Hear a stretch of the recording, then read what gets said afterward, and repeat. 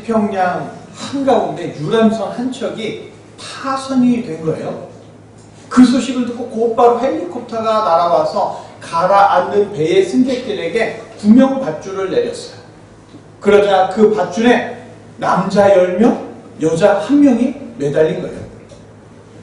헬기가 올라가려고 그러는데 이게 헬기가 뜨질 못하는 거예요. 헬리콥터 조종사가 외칩니다. 이 헬기는 10명이 정원입니다. 한 사람이 밧줄을 놓지 않으면 모두가 위험합니다. 그런데 그 11명 중에서 아무도 들은 척을 안 하는 거예요.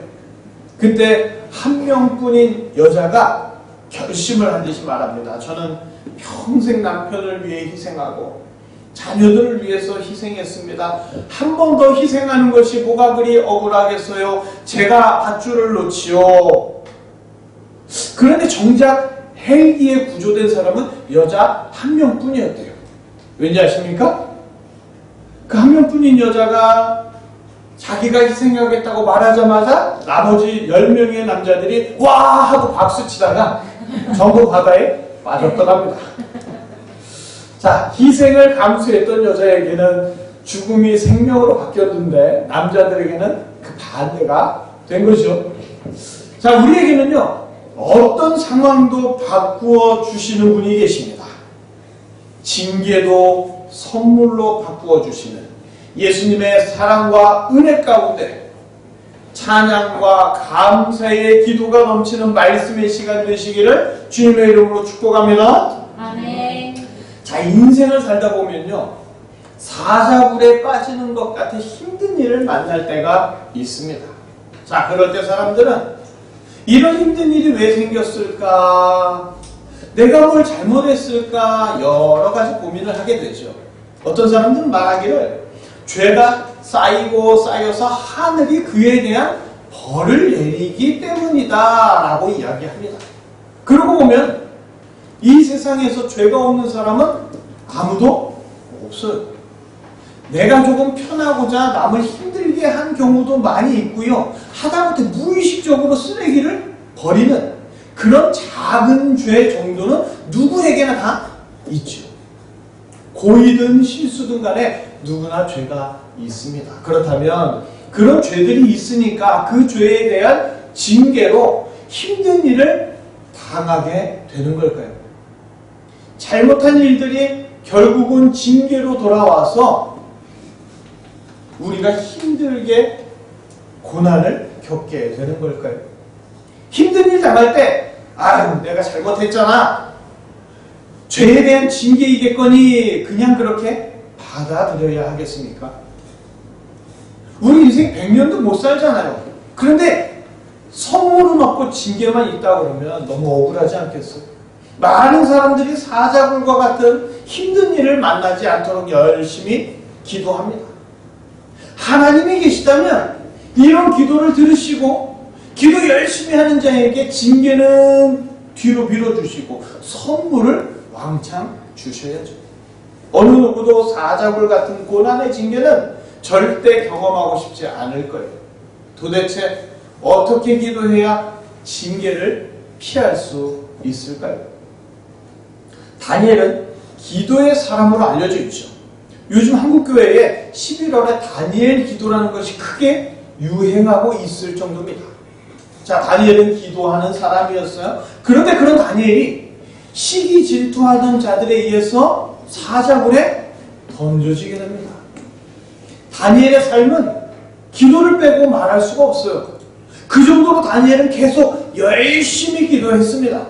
하지만 결국 다니엘은 사자굴에 던져지게 되었죠. 당연히 다니엘에게도 죄가 있을 테니까 그에 대한 징계로 사자굴에 던져지게 됐을까요? 하지만 아무리 생각해도 다니엘은 징계받을 짓보다는 기도를 더 열심히 한 것 같아요. 다니엘은 징계가 아니라 상과 선물을 받아야 마땅한 기도에 충실한 사람이었다는 거죠. 그럼에도 사자굴에 던져졌다면, 사자굴에 들어가는 것을 하나님이 막아주시지 않으셨다면 다니엘이 기도한 것보다 다니엘이 저지른 죄가 더 많다는 걸까요? 다니엘이 징계받는 거라면 어떤 잘못에 대한 징계일까요? 다니엘은 하나님 앞에 뭘 그렇게 잘못했을까? 자, 주변의 사람들이 다니엘을 볼 때 그다지 하나님을 믿고 싶어 하지 않았을 것 같아요. 그렇게 기도했는데도 결국은 사자굴에 들어가게 된다면 누가 그런 하나님 좋다고 믿겠습니까? 다니엘뿐만 아니라 어느 누구라도 사자굴은 생각만 해도 소름 끼치도록 싫어요. 그런데 왜 하나님은 다니엘이 사자굴에 들어가기까지 막아주시지 않으셨을까요? 하나님은 세상을 창조하시고 그 창조한 세상을 인간에게 선물로 주셨습니다. 그러나 인간에게 가장 큰 선물은 무엇이었냐? 바로 하나님의 영, 하나님의 형상이었습니다. 창조주 하나님과 함께라면 어떤 어려운 문제도 어떤 끔찍한 상황도 즐겁고 행복한 선물로 바뀌었거든요. 처음 인간은 하나님과 함께 하나님께서 선물로 주신 창조 세계를 다스리면서 감사와 찬양의 기도로 행복한 나날을 보냈습니다. 그러나 인간은 창조주 하나님이 주시는 것들에 대해서 불만을 품기 시작합니다. 보기에 좋지 않은 것, 이거 징계 아니야 생각하면서 하나님께 서운해하면서 보기에 좋은 것만 얻고 싶어서 하나님의 말씀이 아니라 마귀의 속삭임에 귀를 기울였습니다. 그리고 선악과를 먹고 인간은 타락하고 말았죠. 타락한 인간의 삶은 늘 죄를 달고 살기 때문에 좋은 선물이 가득한 인생이 아니라 징계의 연속이 이어지는 삶이 되었습니다. 천벌받았다고, 그럴 줄 알았다고 남을 향하여는 아주 쉽게 말해요. 남이 사자굴과 같은 고난의 터널을 지날 때는 속으로 마구 박수를 칩니다. 그러나 자신에게 징계가 닥치게 되면, 고난이 닥치게 되면, 어려움이 조금만 닥치면 억울하다고 하소연하죠. 늘 좋은 선물을 주시는 하나님을 향한 감사와 찬양의 기도는 다 잊어버리고 인간은 하소연으로, 원망으로 이 세상 살아가기 바쁩니다.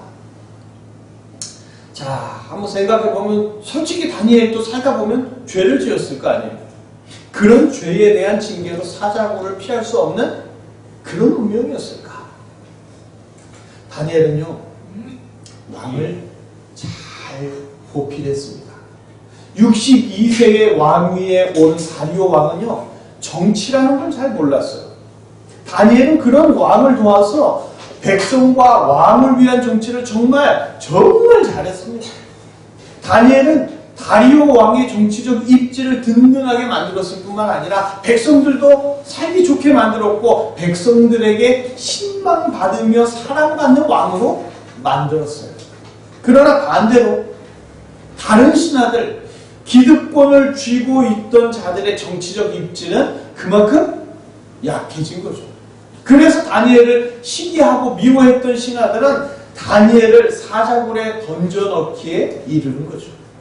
다니엘을 사자굴로 넣을 때 다니엘만이 아니라 다 그의 그 공평했던 정책들, 왕을 높이고 백성들을 살기 좋게 만들었던 그 정책들까지 다 던져놓고 싶었어요. 다니엘의 모든 것을 다 죽이고 다 없애고 싶었습니다. 그렇다면 다니엘이 사자굴에 들어가게 된 것, 왕과 백성들만 살피고 기득권을 가진 다른 신하들에 대해서 원만한 관계를 맺지 못하니 그런 잘못에 대한 징계로 이루어진 걸까요? 그렇지 않죠. 다니엘을 미워하는 신하들은 다니엘을 올가매기 위해서 끝도 없이 상소를 올리고 왕을 집요하게 설득했습니다. 그리고 이런 소식은 시시각각 계속해서 다니엘의 두 귀에 쉴 새 없이 들려옵니다. 계속되는 신하들의 참소에 다니엘은 정말 많이 시달렸어요. 다니엘을 죽여야 한다는 소리가 왕궁 곳곳에서 울려 퍼집니다. 이제 왕도 다니엘에 대해서 어떻게 할 수 없는 상황에 이르렀어요. 사자굴에 대한 공포가 서서히 다가오면서 다니엘은 기도조차 하기 힘들어졌을 거예요. 결국 사자굴에 던져질 때 다니엘은 혼자였습니다. 왕에게도 버림받고 하나님에게도 버림받은 것처럼 아무도 도와주지 않은 채 홀로 사자굴에 던져졌습니다. 사자굴에 들어가자마자 커다란 돌이 입구를 막았습니다. 그렇게 다니엘은 사자굴에 갇히게 된 거죠. 그러나 하나님은 다니엘에게 징계를 주신 게 아니에요. 하나님은 다니엘에게 선물을 주고 싶었습니다. 하나님은 다니엘을 쉬게 해주고 싶었어요. 다니엘은 지쳤어요. 신하들의 참소와 그를 괴롭히는 소식으로부터 다니엘은 쓰러지기 직전이었습니다. 하나님은 그런 참소하는 소리들로부터 그의 귀를 막아주고 싶었고요. 그를 푹 쉬게 해주고 싶었습니다. 그래서 전능하신 하나님은 참소하는 소리가 없는 곳, 대적자들이 없는 곳, 바로 그곳으로 사자굴을 찾으신 거예요. 그리고 하나님은 그곳에 사랑하는 다니엘을 숨겨 놓으셨습니다. 아무도 들어오지 못하도록 커다란 돌로 입구를 막고 단지 왕과 신하들의 도장이 아닌 하나님이 그 문을 봉쇄하셨습니다. 더 이상 다니엘을 괴롭히는 어떤 소식도 어떤 사람도 사자굴에 들어오지 못하도록 사람들에게 사자굴은 죽음의 장소요 징계의 장소였지만 하나님에게는 쉼의 장소였고 선물로 준비한 장소였습니다. 다니엘은 사자굴에서 눈물을 닦아주시는 하나님을 만났고 평안히 쉬고 눕게 하시는 하나님을 만났습니다. 그 하나님과 더 깊이 교제했고 더 깊이 기도했습니다. 다니엘을 쉬게 하던 사람들이 사자굴에 던진 것이 아니라 하나님이 다니엘을 사자굴로 부르신 거예요. 그렇게 다니엘에게 사자굴은 징계의 장소가 아니라 기도의 궁전으로 바뀌어지게 되는 줄 믿습니다. 다니엘이 사자굴에 갇힌 것처럼 예수님도 무덤에 갇혔죠. 그러나 하나님께서 사자굴을 기도의 궁전으로 바꾸셨듯이 예수님이 누인 죽음의 무덤을 부활의 장소로 바꾸셨습니다. 모든 죄인들의 죄를 대신 지고 징계받는 자처럼 무덤에 갇혔지만 예수님은 그 징계를 모든 자를 위한 부활의 선물로 바꿔주셨습니다. 다니엘의 눈물을 닦아주셨듯이 예수님은 죄인들이 죽음의 징계 앞에서 흘릴 수밖에 없는 그 모든 눈물을 닦아주시고 징계를 선물로 죽음을 생명으로 모든 고난을 축복으로 바꾸어 주신 줄 믿습니다. 예수님은 세상의 모든 것을 선물로 주실 수 있는 분이에요. 비록 인간의 모습으로 예수님이 이 땅에 오셨지만 예수님은 창조자이시고 온 세상의 주관자이시며 마지막 날에 심판자이시기 때문에 예수님은 징계도 선물로 바꿔주실 수 있어요. 모든 종교는 성자의 무덤이 중요합니다. 그러나 기독교는요, 무덤이 전혀 중요하지 않아요. 왜냐? 예수님은 죽음을 부활로 바꾸시고 징계를 선물로 바꾸시는 전능하신 분이기 때문입니다. 인간은 죽음을 피할 수 없고 인간은 징계를 피할 수 없어요. 그러나 예수님은 사망의 권세가 가둘 수 없으며 모든 자의 징계를 대신 지고 그 징계를 구원의 선물로 바꾸실 수 있는 전능한 구원자이십니다. 이렇게 바꾸실 수 있는 것 오직 예수님만 하실 수 있는 일이에요. 죽음의 장소를 부활의 장소로, 징계의 사자굴을 쉼과 기도의 궁전으로, 어떤 장소도 상황도 뒤바뀐 장소로 뒤바뀐 상황으로 만들어 주실 수 있는 분, 죽으시고 다시 부활하신 구원자 예수님뿐임을 믿으시기를 바랍니다. 아멘. 예수님은요, 사자굴과 같은 죄에 대한 징계를 하나님의 선물로 바꿔주시려고 친히 인간들에게 찾아오셨어요. 그러나 인간들은 예수님이 주시려는 선물은 보지 못하고 전혀 고급스럽지 않고 더럽기만 한 옷을 보면서 뛰어난 배경을 갖지 못한 예수님의 집안을 보면서 예수님은 선물을 주실 뿐이 아니라 함께 있다가는 덩달아 징계받게 될 귀신 들린 자라고 예수님을 욕했습니다. 수고하고 무거운 짐진 자들아 다 내게로 오라 하시며 무거운 짐, 곧 징계받을 죄를 축복의 선물로 바꿔주시려고 죄인들을 오라고 부르셨는데, 인간들은 나는 죄인 아니라고, 나는 징계받지 않을 거라고 예수님의 부르심을 외면했습니다. 스스로 죄인이라고 고백하는 세리와 창녀에게 예수님이 찾아가셨을 때, 예수님도 죄인이니까 죄인과 어울린다고 예수님을 비난하고 예수님을 미워하고 예수님이 하시는 모든 말을 시기 질투했습니다. 결국 인간들은 스스로 심판자가 되더니 예수님을 징계하고 죽여서 무덤에 던져놓고 돌로 막아버렸습니다.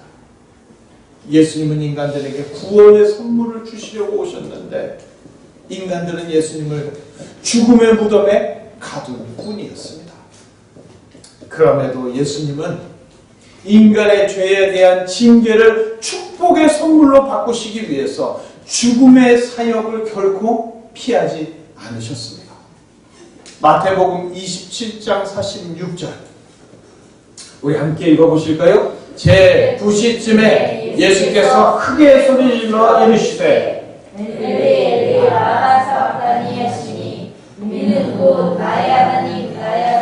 어찌하여 나를 버리셨나이까 하는 뜻이라. 아멘.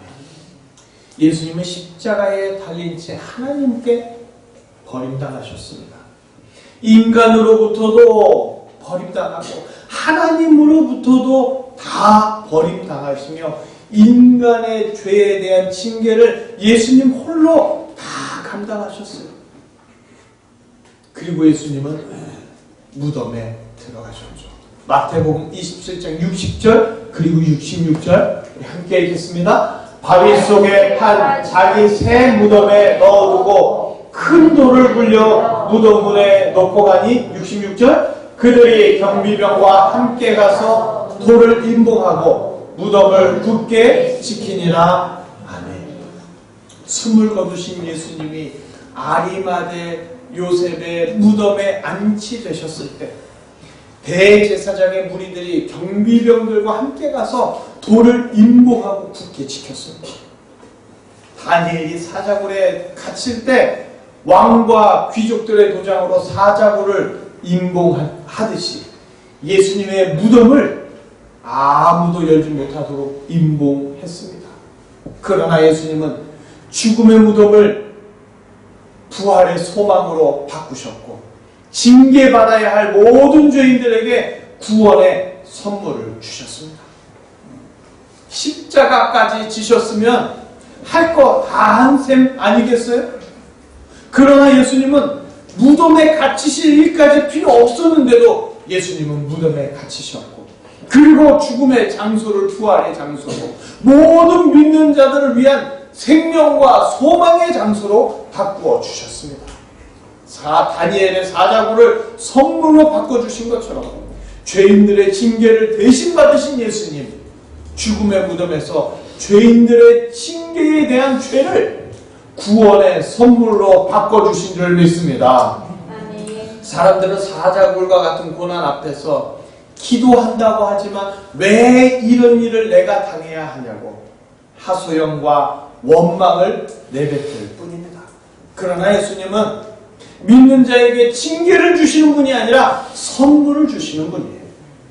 기도는 고난 중에서도 소망을 가지고 예수님이 주시는 구원의 선물에 손을 뻗으면서 징계를 선물로 바꾸실 예수님께 감사하고 찬양하는 것이 기도입니다.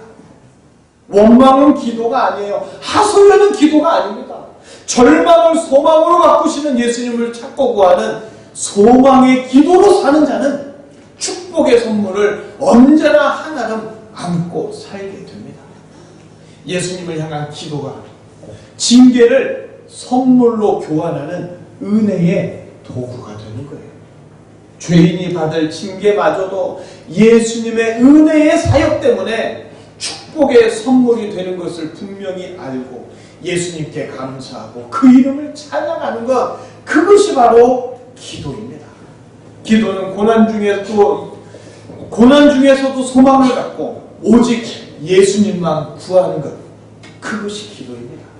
그런 기도로 징계받을 자가 선물 받을 자로 바뀌어짐을 믿으시기를 바랍니다.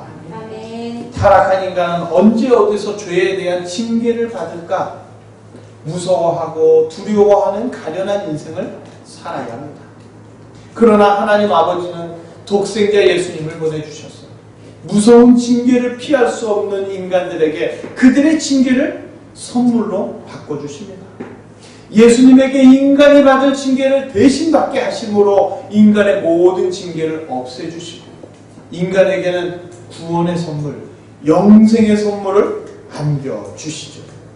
하나님 아버지의 은혜와 사랑이 없었다면 모든 인간은 지옥에서 영원히 징계받아야 하는데 예수님을 보내주신 하나님의 은혜와 사랑이 하나님의 독생자 예수님을 믿고 기도하는 자마다 영원한 천국에서 복을 누리는 자로 바꾸어 주신 줄 믿습니다.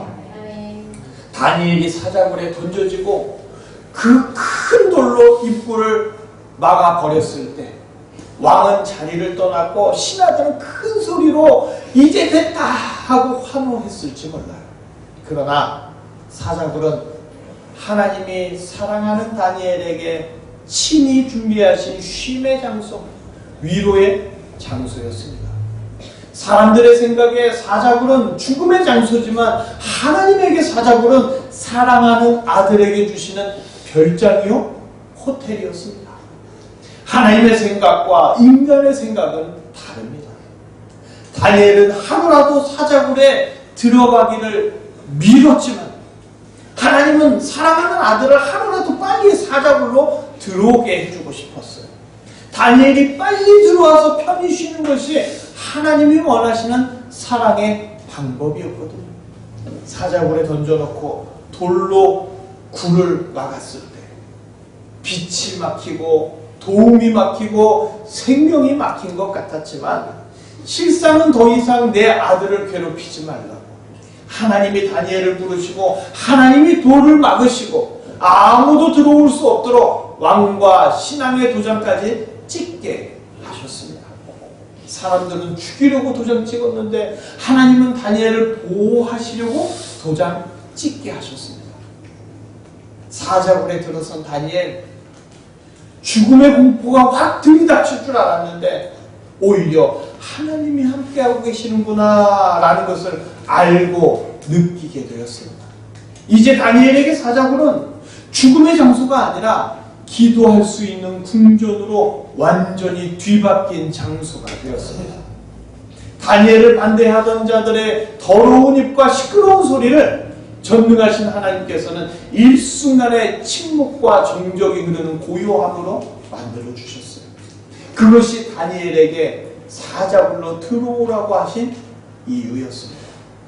하나님은 다니엘의 기도를 좋아하시기 때문에 그가 번민과 고통 속에 있을 때, 그가 기도할 수 없을 때, 그가 괴로워하고 있을 때 기도에 전념할 수 있도록 사자굴로 인도해 주신 거예요. 이제 뒤바뀐 장소에서 다니엘은 기도하면서 편안하게 잠듭니다. 그동안은 불면증에 시달리면서 또 누가 뭐라고 했을까? 또 누가 왕에게 나를 죽이라고 했을까? 스트레스 받았는데 이제는 그 동굴 안에서 짧게나마 너무나도 깊이 편안하게 잠들었습니다. 그리고 하나님이 다니엘을 위하여 일하기 시작하셨습니다. 모든 인간은 누구나 죄가 있죠. 그래서 인생에 사자굴과 같은 고난이 올 때, 죄로 인한 징계, 천벌이 나면 인간은 그저 감수하는 수밖에 무슨 다른 수가 있겠어요. 그러나 예수님께 기도하며 예수님을 찾고 기도하는 자, 인생의 사자굴, 어떤 사자굴이라 할지라도 웃으면서 통과할 수 있게 됩니다. 예수님께서 소망을 갖고 기도하는 자에게 징계를 선물로 바꿔주시기 때문입니다. 주님은 든든한 요새요, 피할 바위가 되어주십니다. 예수님께 기도하는 자에게 그 요새와 바위는 바로 사자굴이에요. 징계처럼 보일 수도 있지만 정작 그 안에 들어간 자는 아무도 방해할 수 없고 함부로 침입할 수도 없는 든든한 요새와 피할 바위, 기도의 궁전에 있게 되는 거예요. 누구나 인생의 사자굴을 지나가게 될 텐데 그것이 징계로 다가오게 되면 괴로움과 두려움으로 몸부림치는 인생이 되겠지만 사자굴이 선물로 바뀌어지게 되면 이전에 몰랐던 평안과 끝없이 샘솟는 기쁨으로 더욱 예수님을 찾고 구하며 기도하는 인생이 될 줄 믿습니다. 성도는 기도하는 사람이죠. 세상에서 성도도 똑같이 사자굴에 들어갈 때가 있습니다. 그러나 기도하는 성도는 절망 가운데서도 쉼과 평안을 누립니다. 예수님은 때때로 성도를 괴롭히는 모든 것을 막으시려 조용한 곳으로, 기도할 수 있는 곳으로 사자굴로 인도하실 때가 있어요. 그래서 성도는요, 사자굴이 기다리는 것 같아도, 눈앞에 고난이 있는 것 같아도 소망의 미소를 지으며 담대하게 들어갈 수 있는 거예요. 예수님이 함께 하신다면 고난의 사자굴이 아니라 휴양지로 바뀌기 때문입니다. 기도하는 성도에게 예수님은 분명히 약속하셨습니다. 요한복음 14장 27절, 우리 다 외우시는 말씀이시죠? 우리 함께 읽겠습니다. 평안을 너희에게 끼치노니 곧 나의 평안을 너희에게 주노라. 내가 너희에게 주는 것은 세상이 주는 것과 같지 않으니라. 너희는 마음에 근심하지 말고 두려워하지도 말라. 아멘. 너희는 마음에 근심하지도 말고 두려워하지도 말라. 소망으로 기도할 때 성도가 어떤 일을 만나고 인생의 사자굴에 들어간다 할지라도 오히려 예수님은 남이 들어가지 못하게 하는 아주 특별한 곳에서 더 깊은 예수님의 사랑을 느끼게 해주시고 예수님과 더 깊이 교제할 수 있는 데이트 기회로 만들어 주십니다. 성도가 마음에 근심하지도 말고 두려워하지 말 것은 징계도 고난도 모두 축복의 선물로 바꿔주시는 예수님의 약속 때문인 줄 믿습니다. 20여 년 전에요, 누가 내 치즈를 옮겼나 라는 책으로 전 세계의 주목을 받았던 스펜서 존슨이라는 작가가 치즈의 두 번째 이야기 선물이라는 책을 출간했습니다. 영어로 선물, 프레젠트는 선물이라는 뜻과 현재라는 뜻을 모두 포함하고 있습니다. 그래서 스펜서 존슨은 지극히 평범한 현재가 가장 소중한 선물이었다라고 잔잔하고도 진한 감동을 전 세계 독자들에게 선물했습니다. 그런데 문제는 많은 사람들이 현재를 선물로 받아들이지 못한다는 거예요. 소소한 일상이 중요하다는 것까지는 알겠는데 소소한 일상마저 사방의 고난의 사자굴로 가득 차 있다면 더 이상 그건 선물이 될 수 없는 거죠.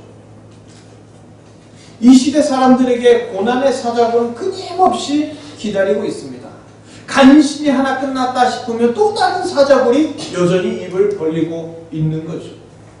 스펜서 존슨의 책에서처럼 현재가 중요하다는 것을 깨닫기만 하면, 그래서 열심히 살려고만 하면, 그러면 현재가 선물이 될까요? 그걸 깨닫는다. 현재가 선물이 되지 않습니다. 사자굴이 선물로 바뀌지 않습니다. 현재가 선물이 되기까지, 고난의 사자굴이 기도의 궁전이 되기까지 세상 사람들이 간과하고 있는 것이 하나 있습니다. 그것이 바로 예수님의 역사입니다. 아멘. 주님은 다니엘을 사자굴에 버린 게 아니에요. 가장 조용하고 가장 아늑한 곳으로 그를 인도하셔서 그의 눈물을 닦아주시고 주의 품 안에서 보호해 주셨습니다.